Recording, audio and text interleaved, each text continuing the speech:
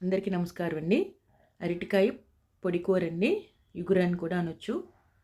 ఇది కార్తీక మాసంలో ఉల్లి, వెల్లుల్లి తినని వాళ్ళు చేసుకొని తినొచ్చు. అయ్యప్ప స్వాములకు కూడా పెట్టవచ్చండి.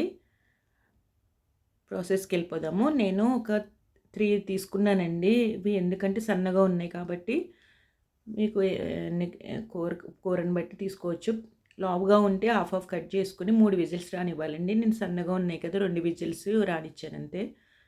కడాయిలో ఆయిల్ వేసుకొని కొద్దిగా నేను 3 పచ్చిమిరపకాయలు వేసుకుంటున్నానండి. ముక్కలు కూడా వేసుకోవచ్చు కానీ ఇలా పేస్ట్ వేస్తే ఇంకా టేస్ట్ బాగుంటుంది. వేయించుకొని నేను దంచుకొని పక్కన పెట్టుకుంటాను పచ్చిమిరపకాయల పేస్టు.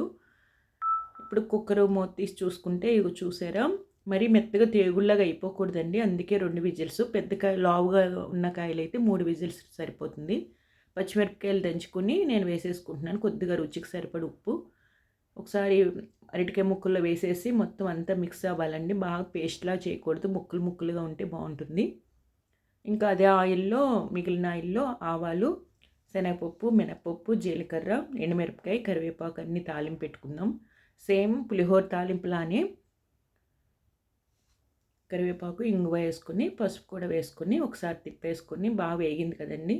చింతపండు గుజ్జు వేసుకోవాలండి. మనకి పులిహోరకని ఉంటుంది కదా ఇంట్లో.